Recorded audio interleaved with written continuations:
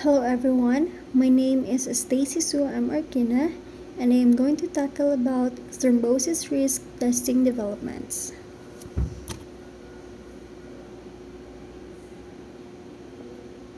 So, way back before 1992, medical laboratory professionals performed assays to detect only 3 inherited venous thrombosis risk factors. They are the deficiencies of the coagulation control factors antithrombin, protein C, and protein S.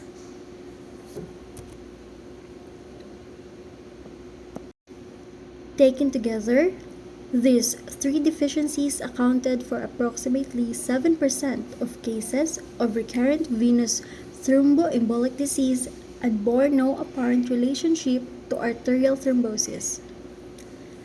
Since the report of Dalbach and colleagues of activated protein C or APC resistance in 1993 and the characterization by Bertina and colleagues of the factor V Leiden mutation as its cause in 1994, efforts devoted to thrombosis risk prediction and evaluation have redefined the hemostasis laboratory.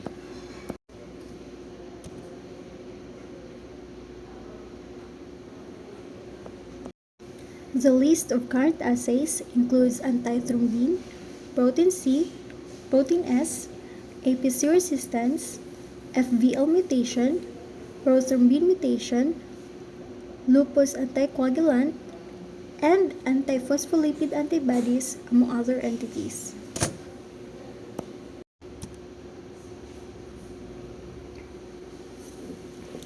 The quantitative D-dimer assay, developed from the semi-quantitative fibrin degradation products assay, is instrumental in ruling out a venous thromboembolic event that is also used to detect and monitor disseminated intravascular coagulation, or DIC.